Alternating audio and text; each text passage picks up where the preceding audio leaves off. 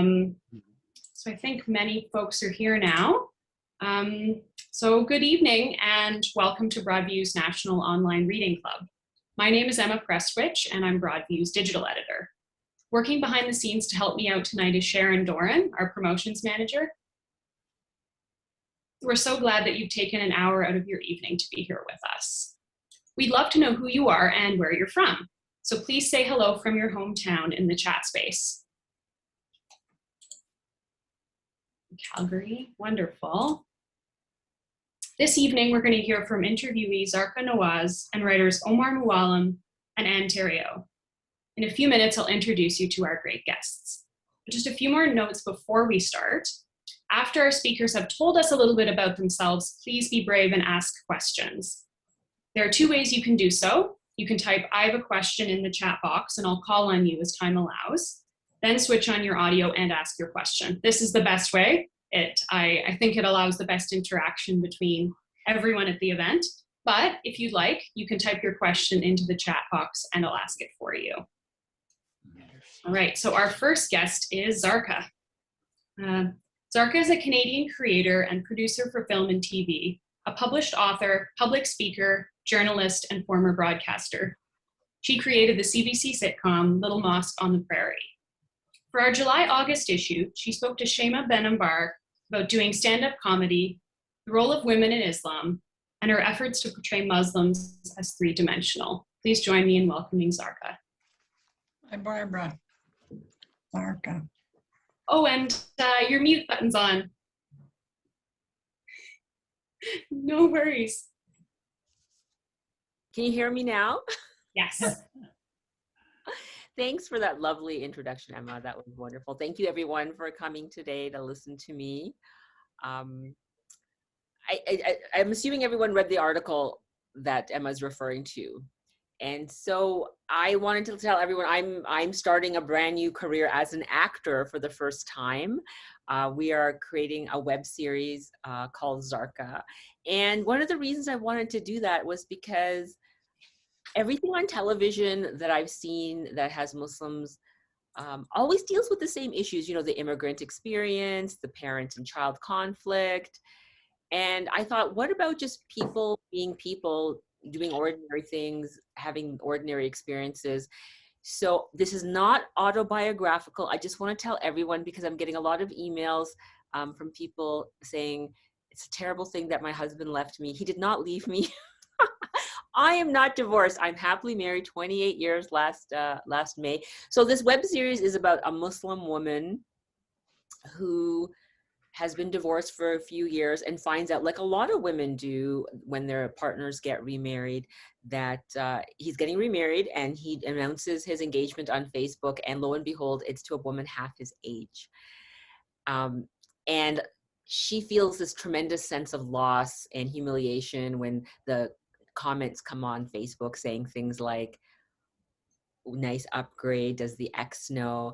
And I'm one of those characters who's very impulsive and decides that I will get revenge from my ex for marrying this woman. And I tell everyone on Facebook that I too will be coming to the wedding with my boyfriend, Brian, the brain surgeon, who does not exist. And then I get into a lot of trouble, and I then have to go on dating apps. And lo and behold, I do find a neurosurgeon in Regina, Saskatchewan, named Brian, who's very, very interested in dating me. But it turns out that I just want him for a revenge date, and he was looking for a relationship. And it's a comedy about how he won't be my revenge date if I don't date him 3 times in a week. And it's a comedy about me learning about white culture. Like, his first date is birding. And I got this from working for CBC Radio, because whenever we had issues with ratings, people said, we'll do a birding episode, because everybody flocks to the radio to hear about the birding line. And so I thought that was really interesting, because it was outside of my cultural milieu. And I thought, what would happen if a white man took a Muslim woman birding and she was like, this is white culture? And the comedy that would ensue when she would meet his parents during birding, who are not happy that Brian is dating a Muslim woman, because they had hoped he would marry Carol.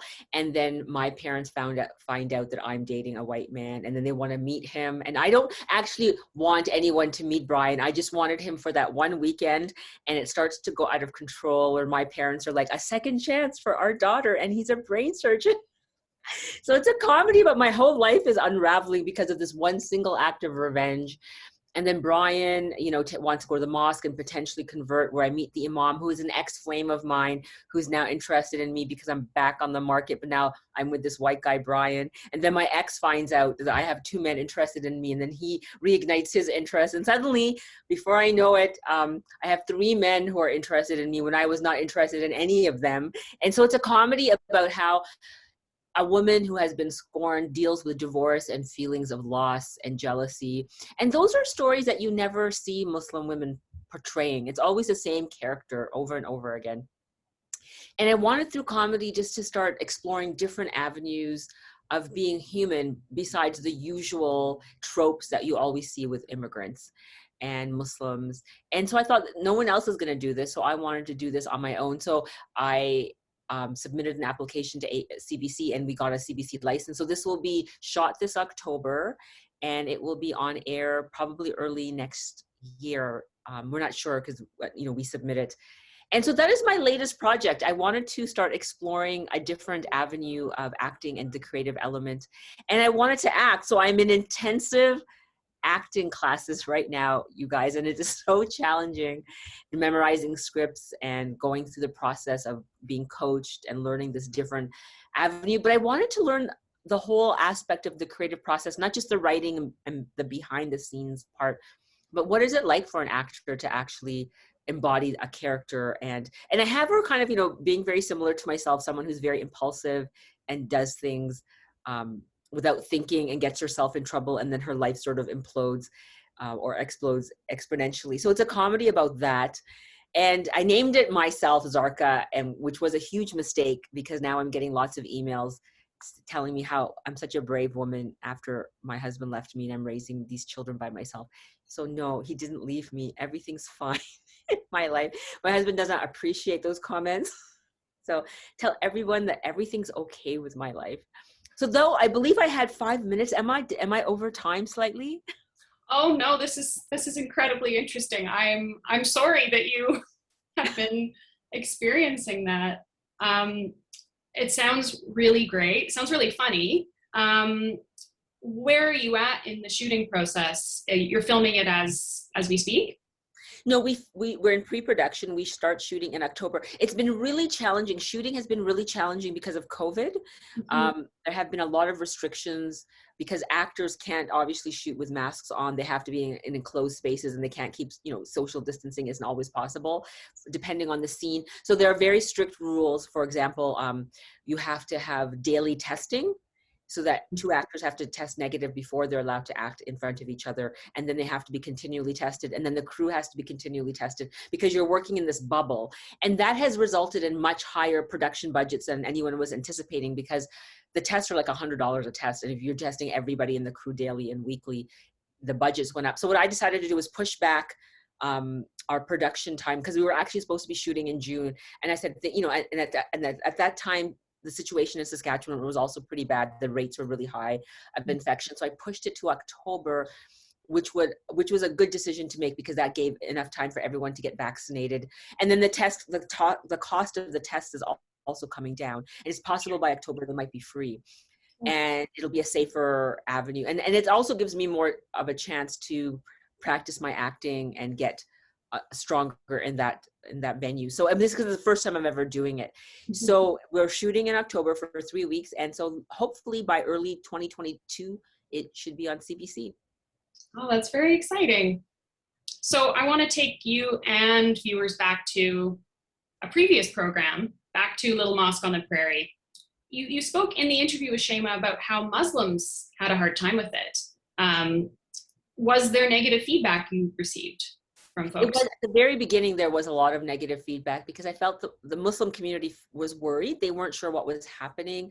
They were thinking maybe this was a show that was going to make fun of them.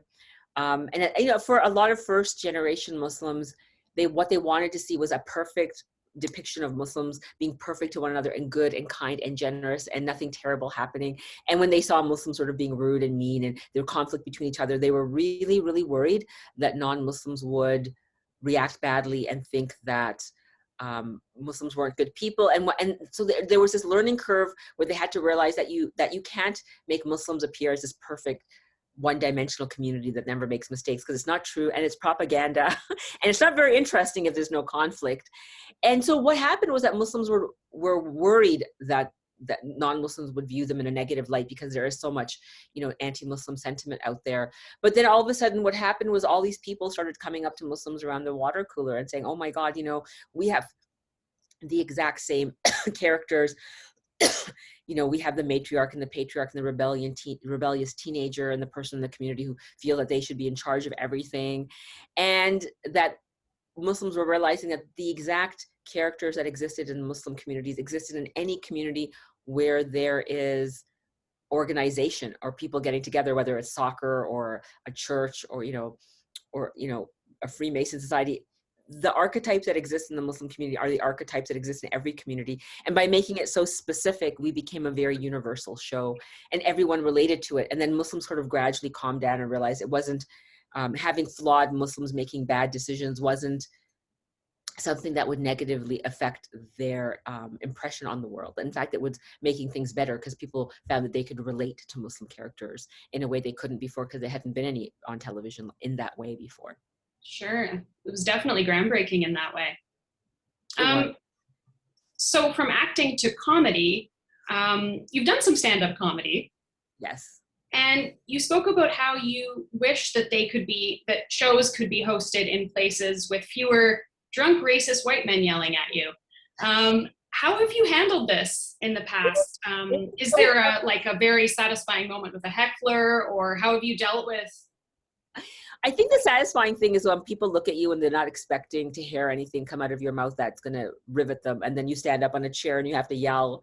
And then you start talking about very sensitive subjects like sex education and your mom, and how my mom believed if you taught children sex education, they would automatically want to have sex, and that she was constantly counter-programming all my lessons from school. Because I would tell her, we were taught this at school, and she was like, no. Babies come from trees. When you get to the right age, you just pluck them. And I believed that. I believed all these crazy, crazy things. And, would tell all my friends at school that, no, what they're telling you is wrong. And so I was writing all the stand-up about my mom and how her counter-programming.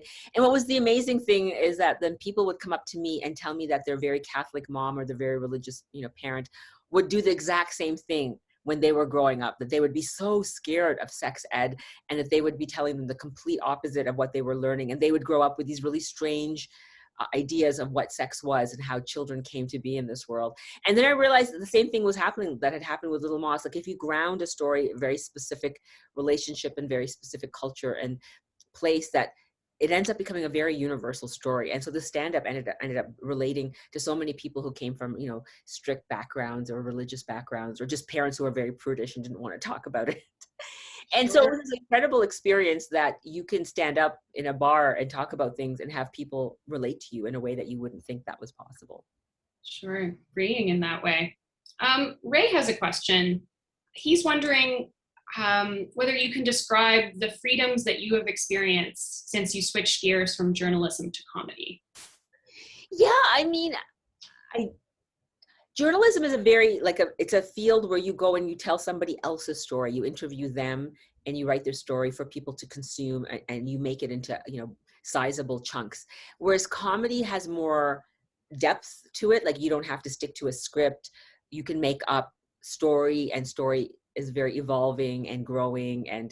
And so it gave me more of a creative outlet than journalism did. I felt journalism I think it depends on you as a person. Some people prefer journalism if they just want to understand a story and be able to get that across to people. But for me, I have a very strong creative drive, and I'm always I have a hard time concentrating on anything because my mind is always wandering and thinking about what would happen if that happened, and what would happen if this happened, and how could we put those two ideas together and we could make something amazing out of that. Even this story, this web series, I just thought it would be so funny. Like, what if I found out my ex-husband was getting remarried to a woman half my age? what if I found a brain surgeon that I could, you know, and then what would happen if that brain surgeon wanted more than just a revenge, you know, and then what if my mother found out, what if my ex found out, what if, you know, what, then, you know, all these ideas come into my mind, and I'm like, you know, then you could take that and to create them into episodes and in a linear line, and then the story gets bigger and bigger and bigger. And so that's how my mind works, is how can things get more complicated and more crazy, and how do the stakes get higher for this character.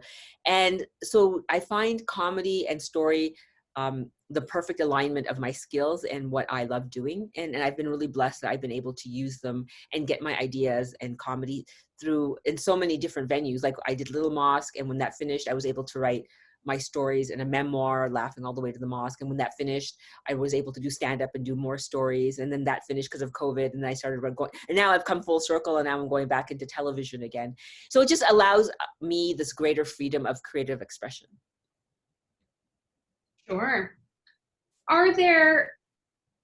You play with tropes a lot in your comedy and your acting. Are there other tropes that you want to unpack or flip upside down? I love unpacking tropes. I mean, one of the tropes in my series is, there used to be this trope that in romantic comedies, people always wound up with the white woman. Like, so like it was, I read all these articles when The Big Sick came out, and all these South Asian women were saying, so a South Asian man winds up with the white woman, and if he was dating South Asian women, they were always considered the side kicks that you get rid of till you found the white trophy, which is the ultimate goal romantically. And there are all these women writing these think pieces, and I thought, wow, that's so funny. I never really considered that before, that the white woman would be the trophy that a man of color would aspire to. And I thought, well, if we're going to play with that trope, then I'm going to write a show where a woman will say, okay, then I'm going to get the white guy, and I'm going to use your white trophy against my white trophy, and we'll compete with our white trophies. And that was my idea. I wanted to play with that whole romantic notion of how we compete with our partners and the status that they hold in this world. And if white people have the highest status, then let's get those white people and use them against each other. And then see the chaos that results when the poor white people don't realize that they're being used as just, you know, revenge fantasy objects. And I thought, what would happen if it backfired when I was using white people for that purpose? Absolutely. Alan has a question. Alan, do you want to ask it yourself? I feel like you might articulate it better. I just typed the question into the chat, Zarqa, that in the interview you said, quote, that men aren't divine, there's nothing special about them. So I was just wondering how you decided to end up playing with 3 men in this new show. Over. I know, it's so humiliating, Alan. It's so funny because you say that, because I was like, what am I doing, right? Like it just got bigger and bigger and bigger. And so it's like becoming this horror for me that I didn't want to date anyone. And now I have these 3 men wanting to date me. And it's all my fault because I lied and manipulated the situation. And now I have these 3 men. I think that my intent behind that article was that a lot of men, you know, I can only talk about my faith community, when they want to sell something in the religion, they convince everyone that they are the authority and thus everyone should listen to them. And then you sort of break that down and you're like, well, actually you're not the authority, and you're making yourself a self-proclaimed authority, and who gives you that right? And you have to break that patriarchy down in religion. And that's where the idea came from. And so I'm always very cynical when I learn about religion from a man, because I always want to break down his opinion. Where did it come from? Why does he think that way? And what gives him the authority to even speak or have the right to give knowledge? Like, why shouldn't that go to a woman? And how is it traditionally that men have always upheld that sort of, you know, superiority of that only we get to tell people how to practice their faith? And Shima did ask you in that same question about what you thought about female imams, and you didn't quite answer that. Oh, I think they're great. I think we should have more female imams. How many are there?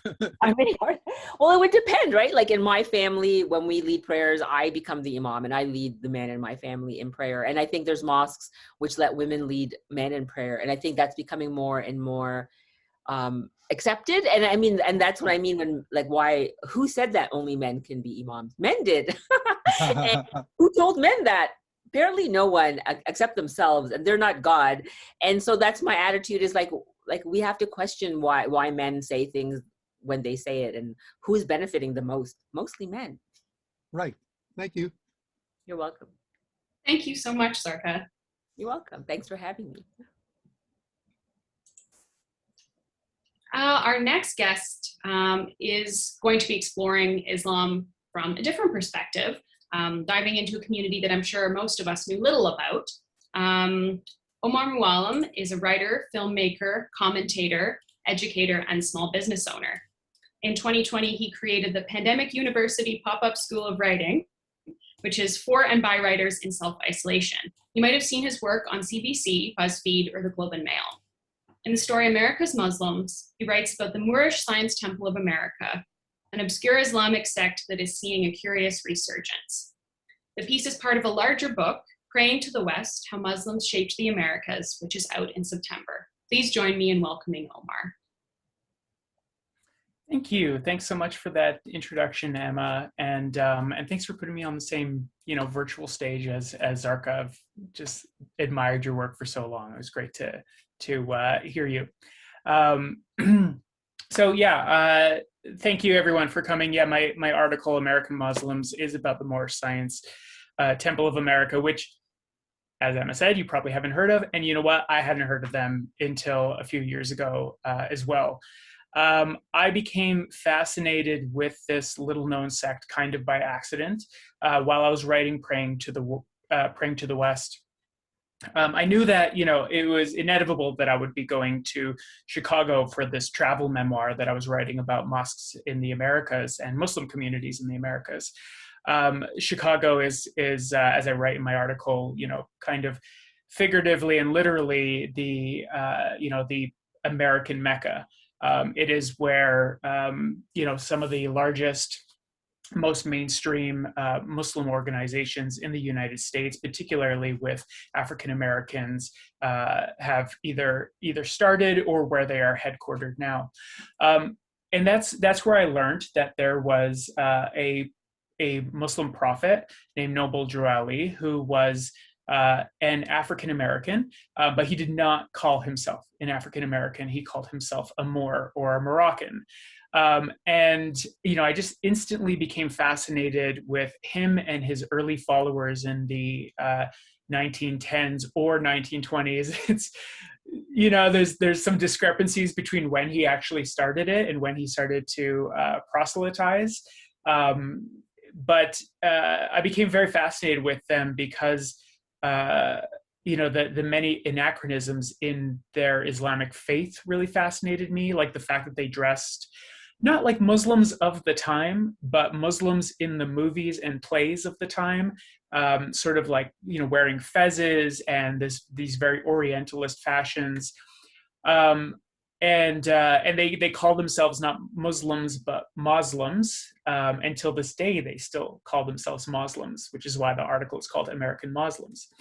And I also became very fascinated with their politics, how they rejected Blackness and African American identity in the Jim Crow era in an essence, they did that to sort of reclaim their racial identity. They rejected this color label and called themselves Moors instead. And in doing so, they were actually one of the first Black American nationalist societies. And so it sort of created this religious political framework that you see modeled in a lot of groups, and especially the Nation of Islam. And the founder of the Nation of Islam actually came from the Moorish Science Temple. So there would be no Nation of Islam or Malcolm X and many other things in Black American and just American and global Muslim history without the Moorish Science Temple. So what sent me down this rabbit hole, because I wasn't writing a history book. Well, I was writing a book about contemporary lives, or rather history and contemporary Muslim lives. What sent me down the rabbit hole was learning that not only are there still Moorish Americans, but there might be more now than there ever was before. And I had no idea until I hired a fixer, which is basically a research assistant from Chicago, named Wilfred Spears, who grew up in sort of the south side of Chicago, predominantly African-American area. I hired him to help me gain access to the Nation of Islam. And I sort of offhandedly mentioned, my interest in Moors, and does he know any experts on it? And he said, I know lots of guys who call themselves Moors. I was like growing up? And he's like, no, like right now, I know a lot of guys who call themselves Moorish Americans. And, like that, I was like, okay, I'm going to book my flight. Let's head there. I ended up going to Chicago twice because I just became so fascinated with them. The difference between Moors 100 years ago and now is just how fragmented the various Moorish groups are. There are thousands of them, maybe tens of thousands of them, but each group itself probably only like a few hundred, maybe a couple might have a few thousand members. So it's just not like centralized the way that it used to be under Noble Drew Ali. And some of these groups, some of these offshoots have actually become extremist groups. And this weekend, in fact, they were in the news. In Massachusetts on the I-95, there was a 9-hour police standoff when a group called the Rise of the Moors were pulled over on their way to do some paramilitary training and refused to comply with police. So I didn't find many of these types of Moorish Americans in my research, maybe one or two that I would, guess maybe partake in this kind of sovereign citizenship activity, which is, legal to an extent in the United States. So not to, not to suggest they're doing anything illegal.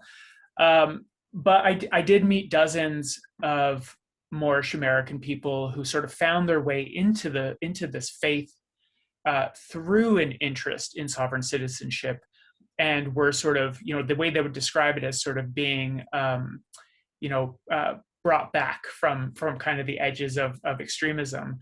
And, I think just, in general, they just came from such a swath of, and I don't want to say Black American, culture society, because that got me in trouble with them. But from, Moorish American society. They came from such a swath of it. There were, professionals and musicians and teachers and a paralegal. Instead, I became so fascinated with them that I actually considered changing the entire focus of my chapter in my book about Chicago Black Muslims to be about Moorish Muslims.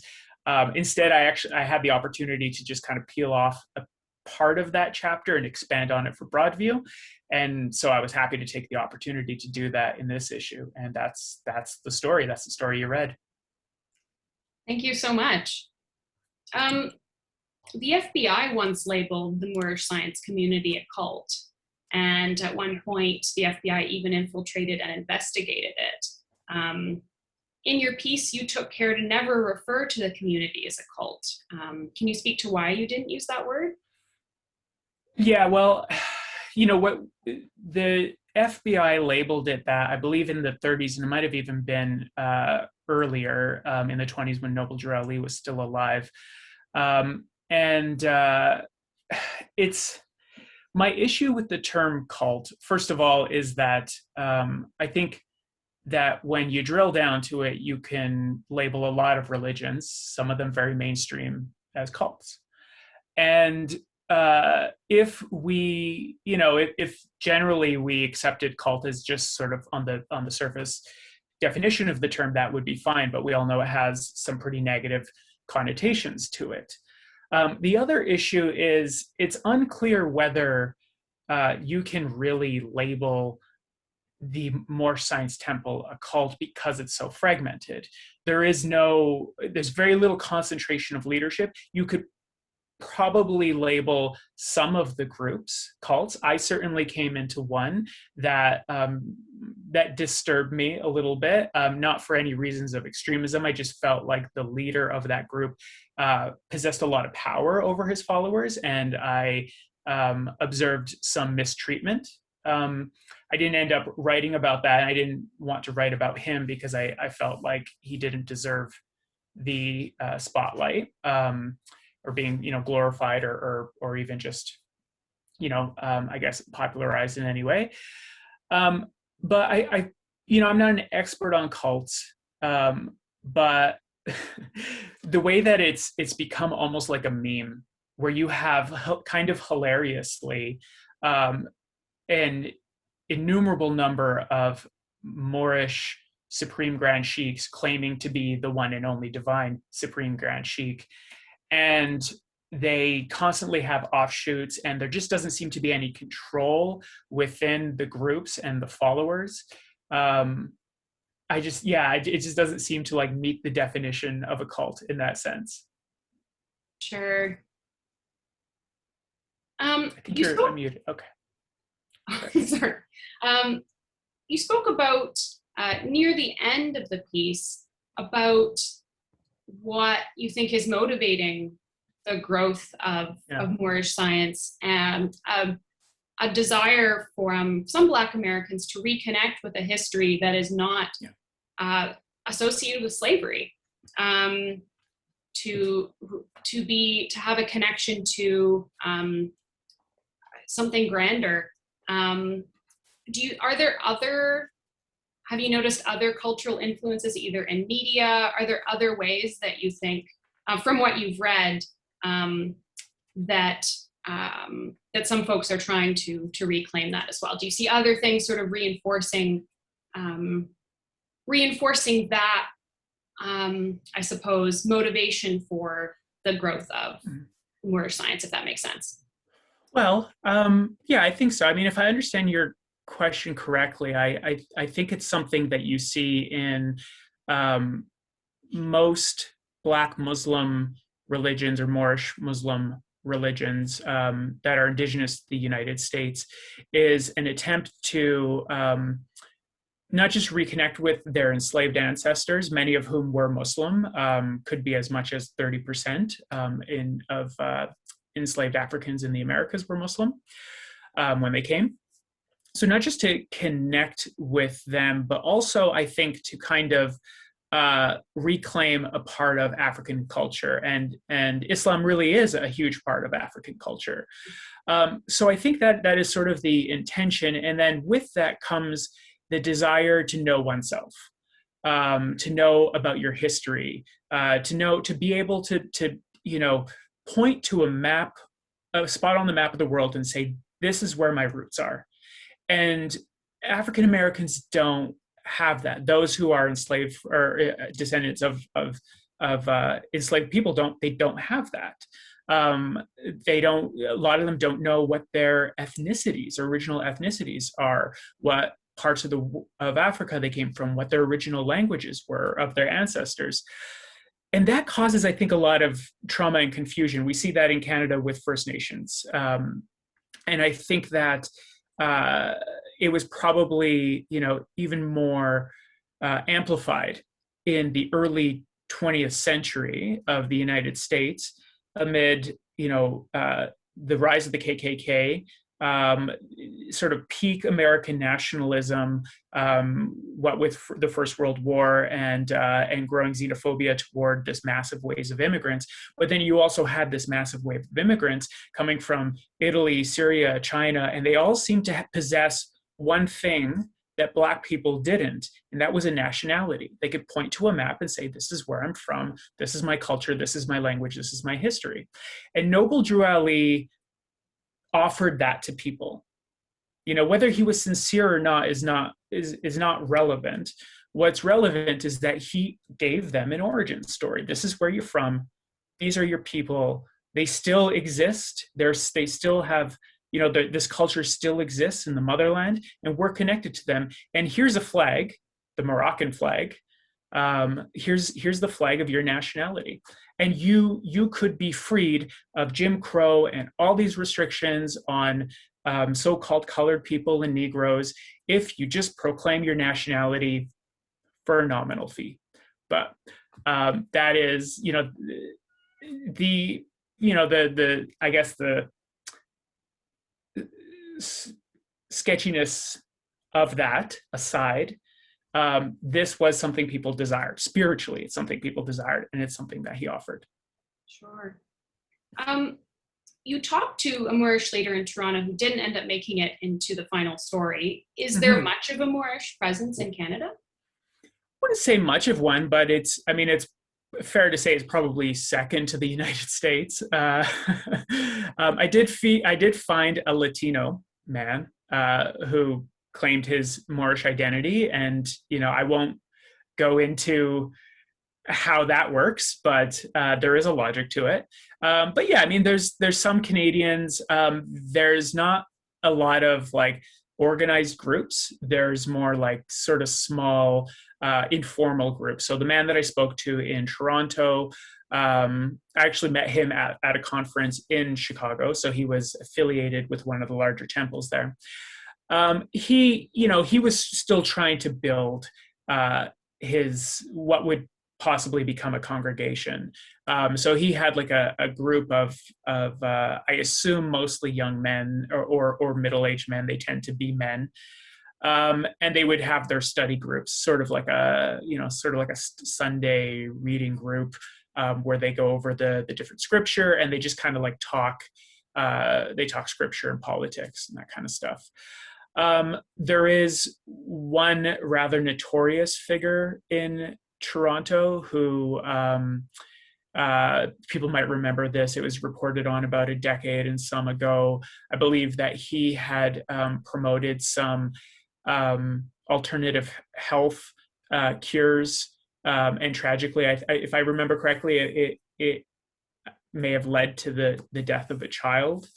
And there's another notorious figure here in Edmonton, actually, who's kind of famous for, a lot of things, but he's famous for doing some sort of sovereign citizenship acts that are, illegal and ending up in court, and then defending himself using this very convoluted Moorish legal authority. And I don't like this stuff is widespread enough that it repeats itself, but it is not the mainstream. It is not the mainstream view. Every religious community has its fringe elements. It's just unfortunately, like for them, the fringe elements are the ones that get reported on, like the standoff in Massachusetts right now. And it's a source of a lot of frustration for Moorish Americans, just as it is for a lot of like Sunni Muslim people in the West who feel like the only parts of their community that get recognition are the extremist parts. Sure, that certainly happens. The story does call out the inconsistencies and confusing statements. Is there anyone that you featured in the story who is angry? Have they read it? I haven't heard from anyone just yet. There's, I imagine I will once the book is out.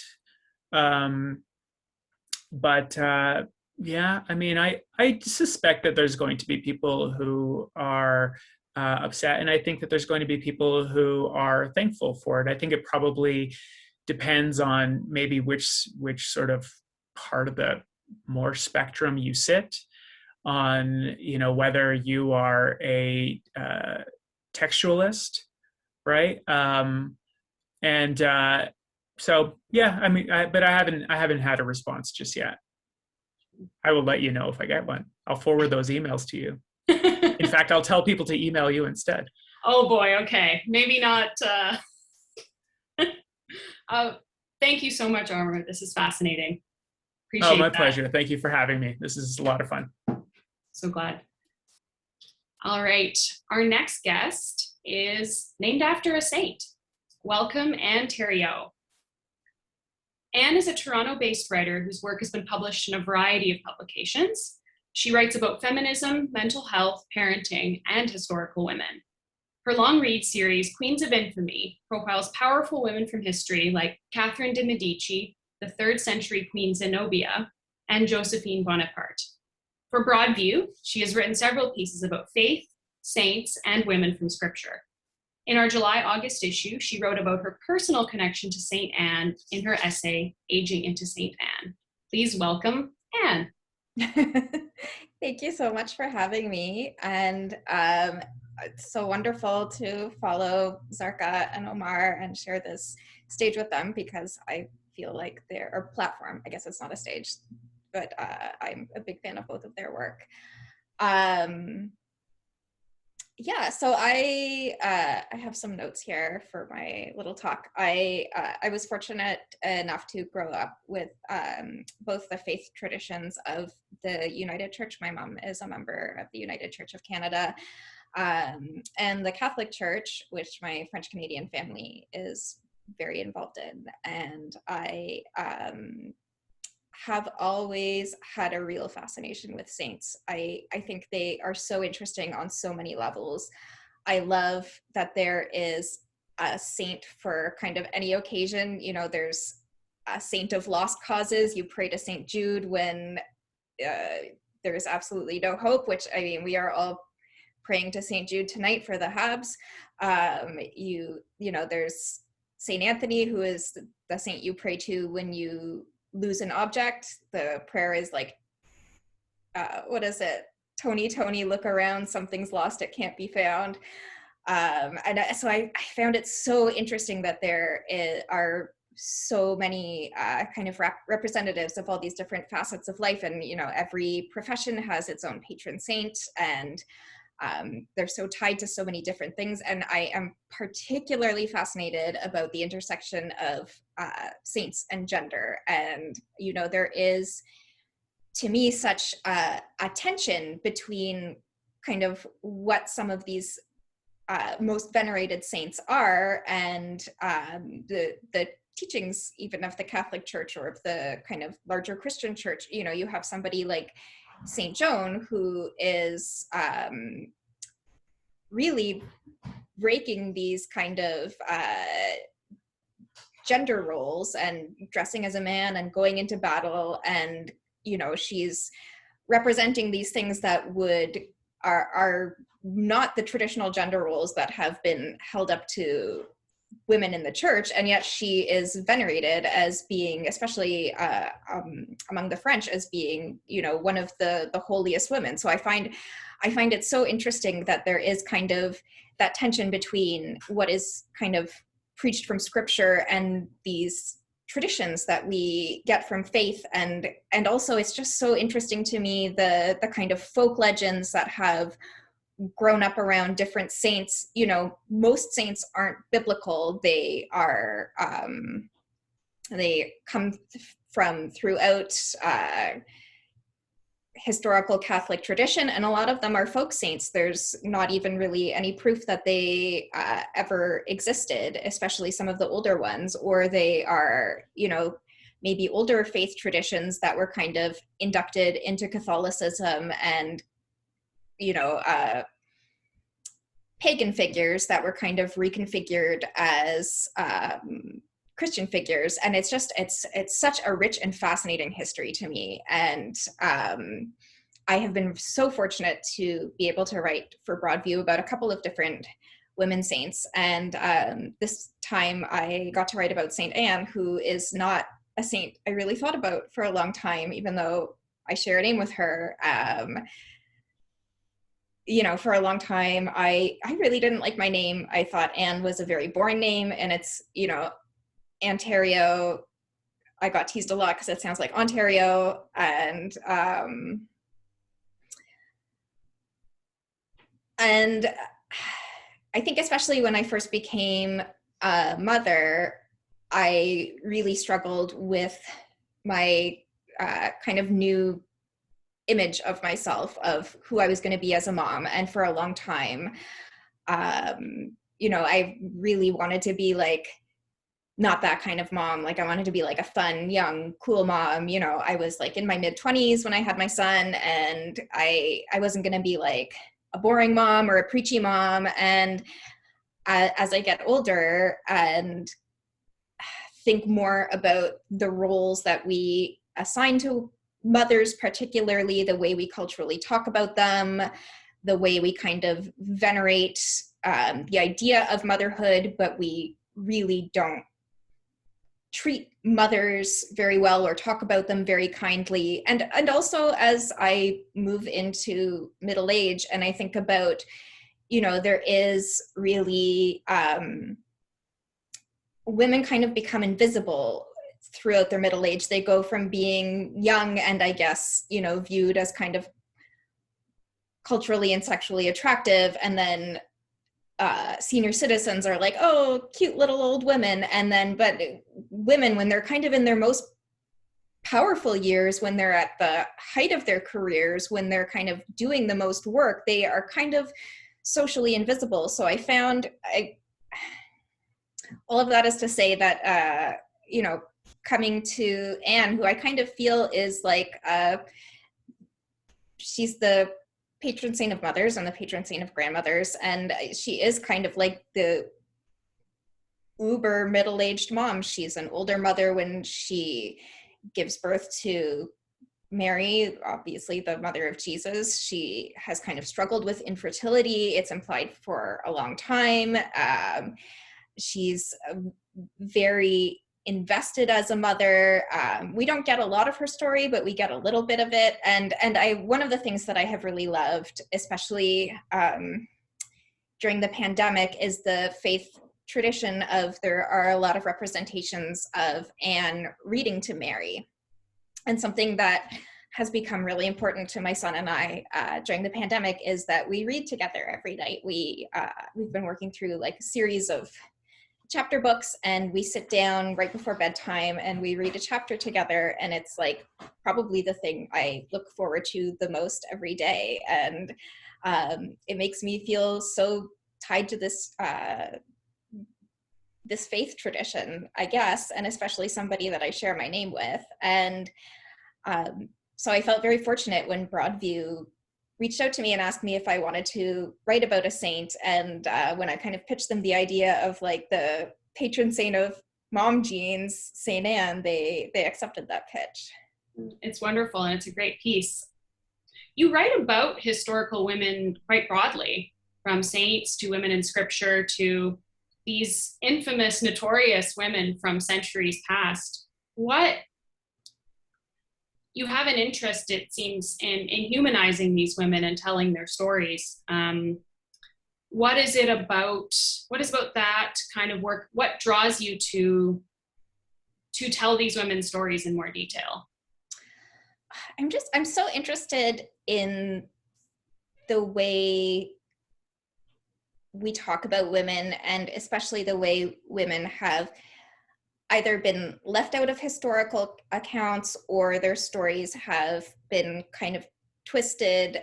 But it also comes from a desire to push back against the kind of like girl boss, badass version of women's history that has kind of cropped up in the last few years that I feel also doesn't allow for women to have their full humanity. That I think if we are telling these stories of historical women, we need to tell the full story, not just kind of like, wow, can you believe she did this and this and this? And we need to talk about their flaws and the mistakes they made and the not so great stuff, because everybody deserves to have their full story fully humanizing told. You point out in the piece that the Immaculate Conception is often wrongly attributed to Jesus being born, to Mary being a virgin when Jesus was born, whereas the Immaculate Conception refers to Mary being born without sin. But the virgin birth, those two things are still conflated quite widely. But the virgin birth is still a large part of faith and Jesus' story for many people. What do you think about that account? Does it matter to you that happened the way the text says or not? Do you mean, does it matter to me whether? Yeah, whether is it in terms of, it is a part of the story. It is important to many people that Jesus was born of a virgin. Is that something that you've thought about as a story? Does it make you reflect on Mary as a woman? Do you have issues with that aspect? Have you thought about it at all? Yeah, definitely. It's a big tenet of Catholic faith. It's my opinion of it, and I'm a bad Catholic, is that like most religious stories, there's no way of knowing whether it truly happened, but that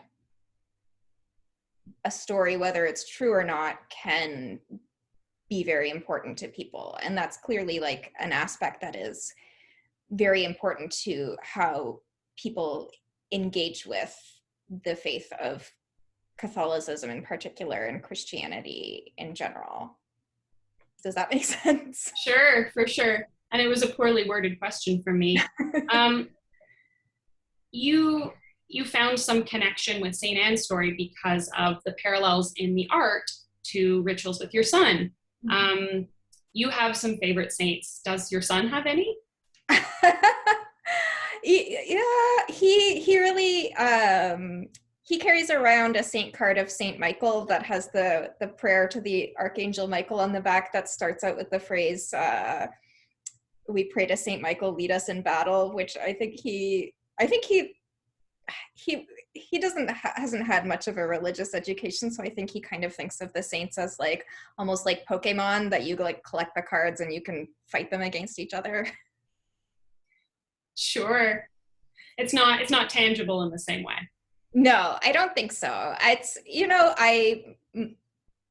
my feeling about religion and how I want him to experience it is that, I want it to be a choice that he makes when he's ready to engage with it, if he's ever ready to engage with it. It's something that's important to me and brings a lot of joy to my life, and I hope he'll find something that brings him similar joy, but I don't want to push it on him and make it a negative experience for him, because I know so many people have early negative experiences with faith as children.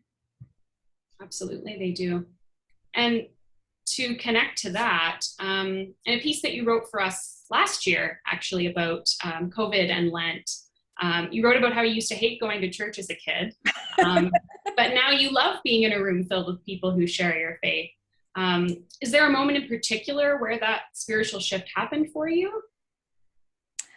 I think, as I talked about a little bit in the piece about St. Anne, I really started reconnecting with my faith when I was pregnant with my son, and I had a lot of anxiety, and the hospital where I gave birth, Mount Sinai in Toronto, is down the street from a church that has a shrine to the Virgin Mary, to Our Lady of Perpetual Help. And so I used to go before every appointment and pray at this shrine. And, I just felt like it really helped me understand what other people were getting out of faith, and brought a deeper relationship for me with Mary and with faith in general. That's glad that was helpful, and thank you for the stories that you share with us about your faith and about this in particular. Thank you so much, Anne. Thank you. So that brings us to the end of our program.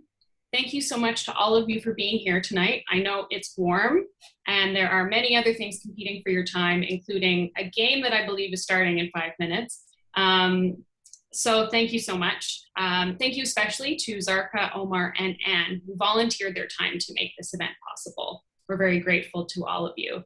Tomorrow we'll be sending you a short survey by email so you can share your thoughts with us about the event. The costs to produce Broadview's online reading club are minimal, but not non-existent. So if you enjoyed this event or past ones, please consider making a small donation. Even $5 or $10 would help. Please go to broadview.org/donate. Broadview reading clubs exist across Canada. If you're interested in joining a local club or starting one of your own, please check out our information pages at broadview.org/reading clubs. And if your club isn't already listed on the page, please let us know so we can spread the word. And if you don't already, please also follow us on Facebook and Twitter. After the event ends, please stay if you would like for an informal discussion time. Otherwise, thank you so much for being here. Be well and we hope to see you back here for our next event on August 30th at 7 p.m. Eastern, where we'll discuss the September issue. Good night, everyone. Good night. Thank you, Emma, for doing a wonderful job hosting. Oh, thank you very much for being here. Thank you. Thank you so much. Thank you very much. Thank you. Great job, Emma. Thanks so much, Dio. Thanks, hey.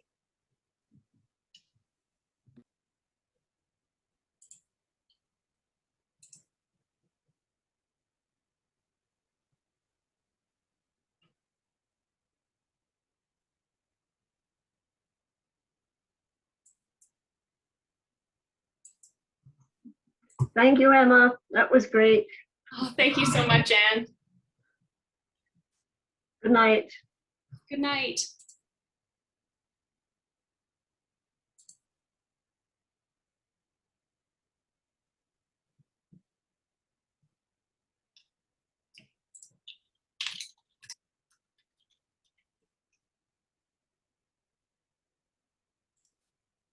Right, I think there's just a few of us here, so we might wrap up for the evening.